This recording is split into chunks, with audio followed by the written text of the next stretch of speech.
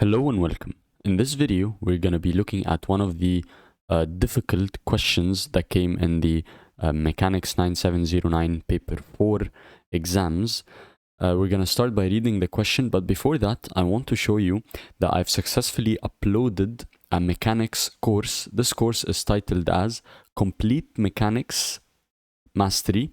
It's an alternative to tuition idea. What do I mean by that? I mean that this course is enough for you for the whole year to get your desired grade in mechanics. Because when I was young, I used to take tuitions which were very, very expensive as well as very difficult in terms of logistics. So I decided to make this course, design it specifically for you at the price of literally one single tuition that I used to pay. You will have this whole course for the whole year, for the whole mechanics syllabus in your hands. So this course, I go through every single chapter, explaining and solving on this chapter, showing you examples and showing you as I go along how to solve, and all the tips and tricks that I managed to acquire in order for me to get my A in this course. And let me show you. So this is an example of me explaining, okay, every single topic, and as well as at the end of the chapter, I have a section where I solve full past papers, showing you how to approach past papers, solve them, and I'm giving you some summaries and keywords for your revision as well. There is 16 hours of total video content with 70 lectures and access for questions and answers for you at any time. I will be there to help and guide you. So I'd really recommend you going through it. If you go through, you will find the link in the description for this course, and if you email me on my email, I'll be sending you a discount code as well in order to have this course. This course is literally a gift, guys. I wish I had something like this in my days. And let me show you in the introduction, you will see my actual grade that I got in the mechanics. This is my name, this is my exam, and I got my grade A. So I was going through what you're going through, and I know how it feels. So this course is designed for you. So please go check it out. Feel free to reach out if you need anything, and let's get back to our question. So let's start by reading. So the question tells me that there is a particle of mass 0.3 kilograms and it's released from rest, okay, above a tank containing water. So what we have is that we have some kind of tank, okay, that contains water, okay, and there was a particle that's above the tank and it's released from rest. Released from rest, I know that U is going to equal 0 meters per second. The particle falls vertically, taking 0.8 seconds to reach the surface of the water. So from here until it reached the surface of the water, it took 0.8 seconds. It tells me that there is no instantaneous change of speed when the particle enters the water. So if the speed here was, let's say 4, like at the exact same instant when it reaches or it goes through the water, it's still 4. So it's basically telling you that there is no impact, there is no change in momentum. This makes our solving a little bit easier. The depth of the water tank is 1.25 meter. So this depth is 1.25 meters. The water exerts a force on the particle resisting its motion. So as the particle goes through and is moving downwards, there is a force from the water acting upwards on the particle. This force is a resistive force. And it tells you that the work done against this resistance force from the instant that the particle enters the water until it reaches the bottom is 1.2 joule. So since it gave us work, we need to think a little bit about the work chapter, the work energy principle. Okay, so the first part tells me use an energy method to find the speed of the particle when it reaches the bottom of the tank. So first of all, when it reaches the surface of the tank from here up to the bottom, I can use the work energy principle, okay, which goes like work in minus work out equals change in kinetic energy plus change in gravitational potential energy, okay. But in order to do that, I will need first to know what is my speed over here when it reached the surface. Okay, this is super easy. I can use kinematics to calculate that. So the particle was at rest, so the particle had a u of 0. Okay, the particle took a time of 0.8 seconds to reach the surface of the water. The acceleration of the particle is obviously the g value. Okay, however here let's say I'm taking down as positive. Okay, so since the acceleration is acting downwards, I'm gonna put it as positive g, and what I want is I want the velocity at the end, or the velocity over here after 0.8 seconds. So let's just erase this.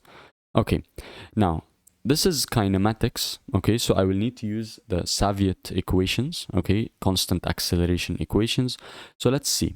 I have u, I have t, I have a, and I need v. So these 4 letters are of importance to me. There will always be one letter that is not important, and thus we will use the equation that doesn't include that letter.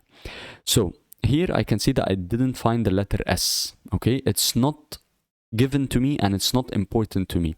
So I will use the equation that does not include displacement. Okay, this equation goes like v equals u plus at, and from here I can find v. So v equals u, which is 0, plus acceleration, which is g is 10. For Cambridge you use 10 meter per second squared. Okay, this is meter per second squared, this is meter per second, and it's a times t. T is 0.8, so 10 times 0.8 is basically 8, so velocity is equal to 8 meters per second. So the velocity over here, let's redraw it. So the velocity over here when it reached the surface is 8 meters per second. Okay, so now I can use my energy method to find the speed of the particle. Okay, so let's try and do that. So work in, let's start by doing work in. Work in is basically any work value given or any force given that is adding something to the particle. Is something pushing the particle downward? Is something pulling it downward? Is something giving it energy? Over here, no. You would tell me, yes, it's the weight. I would tell you yes, but the weight we do not include it in work in because it's included in delta GP. So work in is any external force acting on the particle. So work in is 0. Minus work out is very similar to work in, however it's any external force or work acting against the particle or taking energy from the particle. And here you told me that the work done against this resistance force is 1.2 joules. So here I have an external force, okay, with a magnitude of 1.2 joules acting on my particle. So this is going to be my work out, equals change in kinetic energy. So it is half times m. What is m? M is 0.3. 0.3 times v squared. So v over here, this is what I want, the velocity just before it hits the tank. So v squared minus the initial kinetic energy, which is half, times 0.3 times the initial speed, which was 8. That's why we needed to calculate the initial speed. So 8 squared. Okay, plus change in gravitational potential energy. We know that the formula for gravitational potential energy is mgh. So the change is m times g, which is 10, times delta h. So the difference in height. Okay, so this is my initial starting point. This is my final end point. Okay, so the change in height, did I move lower to my initial point or higher? If I moved lower, it's basically a negative value. If I moved higher than my starting point, then it's a positive value. Here, since our second location that we're interested in is below our first, so height is going to be negative. And over here, we can calculate, so negative 1.2 is going to equal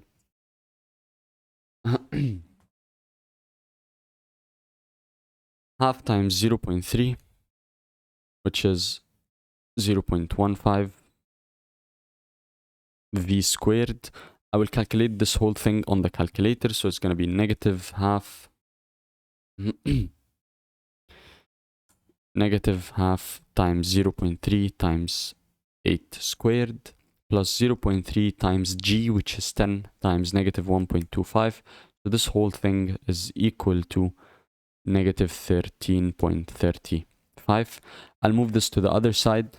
Minus 1.2 plus 13.35 is going to give me 12.15 equals 0.15 v squared. Dividing 0.15 on both sides, I will see that 81 equals v squared. This is dividing 0.15, dividing 0.15. So square rooting both sides, I will know that my v is going to equal 9 meters per second. So over here, the velocity at the end, or the velocity at the bottom of the tank, is 9 meters per second. Okay, so let's go to the next part, which is the challenging part of the question. So it tells us that when the particle reaches the bottom of the tank, so let's now redraw what's happening. So the particle now reached the bottom of the tank. Let's actually move this a little bit. Okay, so what happens? It bounces back. So it reaches the bottom of the tank and then it bounces back. Okay, moving upwards now. Vertically upwards with an initial speed of 7 meters per second. So now its initial speed is 7 meters per second upward.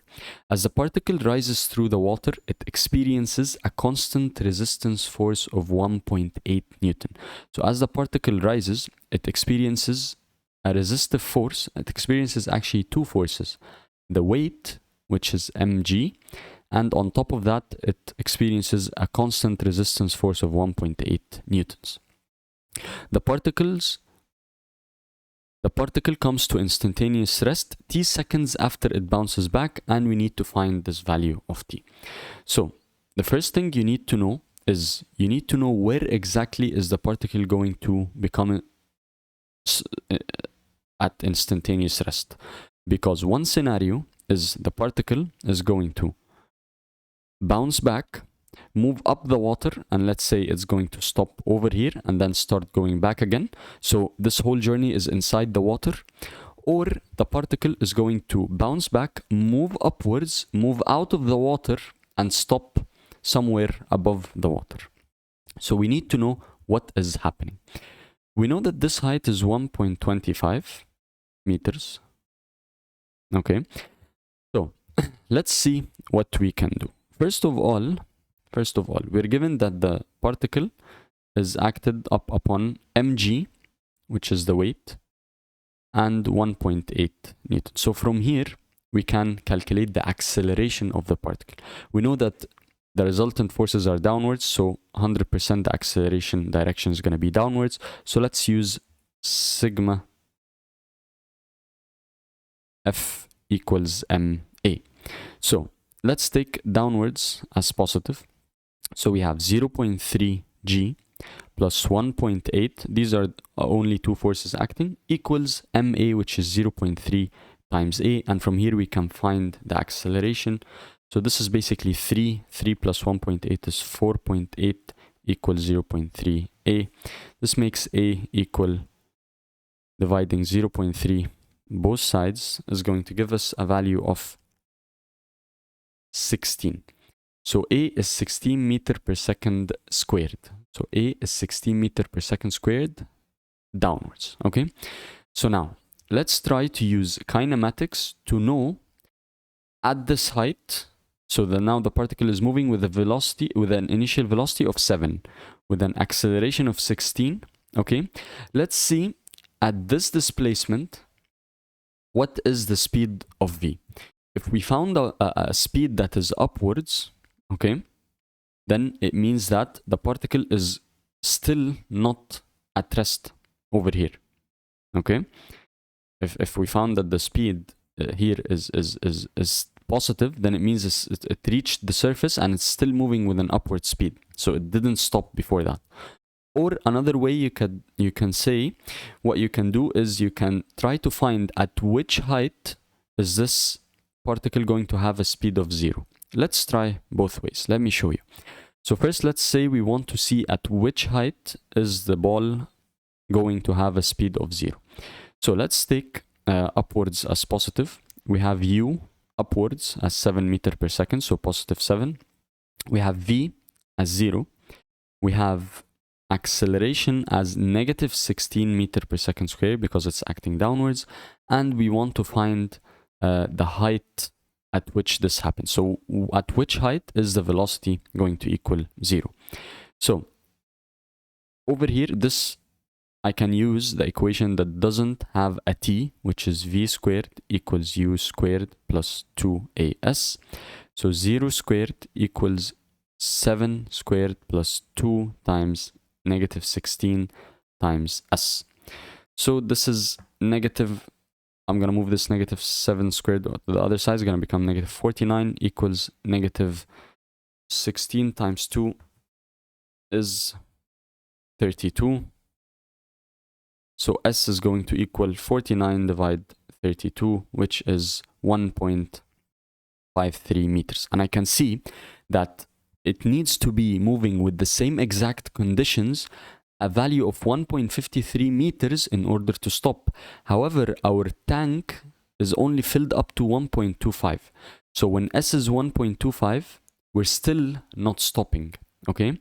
So this tells you that the ball is going to stop somewhere up the water surface. So a smart thing to do is to try to find what value of v is the ball going to take when it reaches the surface of the water. So let's try and do that again using kinematics. Let's take upwards as positive. We have u equals 7 meters per second. A is negative 16 meters per second squared. We have our s equals 1.25, positive because it's higher than our reference point. This is my reference point, okay? And I need to know the velocity is how much at this height. And I'd expect it to be 100% a positive value. So here we didn't mention t, so let's use again v squared equals u squared plus 2as. So v squared, let's say v is going to equal square root of 7 squared plus 2 times negative 16 times 1.25. So computing this on the calculator is going to give me a value of 16 times 1.25 is going to give me a v value of exactly 3 meters per second. So I know that when the ball bounces back up and reaches this part over here, it's going to be moving upwards with a speed of 3 meters per second. Like, it's also smart to find the time it took for this to happen, the time it took for the ball to move from here up to there. So let me, also using these conditions, let me find what time is. And here I can use any equation. However, it's smart to use the equation without velocity. Why? Because we calculated velocity. So calculations are susceptible to errors. So if this 3 is wrong, then your t will also be wrong. So whenever you can, try to use only the givens if it's applicable. Some cases you cannot. Here it is. So let's use the equation without a v. So it looks something like this. So s equals ut plus half at squared. So s is 1.25 equals 7t plus half times negative 16 times t squared. So this is a quadratic. What I can do is I can move everything to the left. So half times negative 16 is negative 8. Moving to the left is going to be 8t squared. Moving the negative the 7t to the other side is going to become minus 7t plus this original 1.25 equals 0. And I can solve this using a quadratic formula, which goes like this. So minus b is minus 7, plus or minus square root of b squared, so negative 7 squared, minus 4 times a, which is 8, times c, which is 1.25, and everything over 2 times a. So this is going to give me two values. Let's try to calculate both of them. One time when this is plus and one time when this is minus. This is quadratics. And by the way, I'll leave you the links of quadratics playlist. It's super helpful. You can go watch it. So 7 squared minus 4 times 8 times 1.25 over 2 times 8.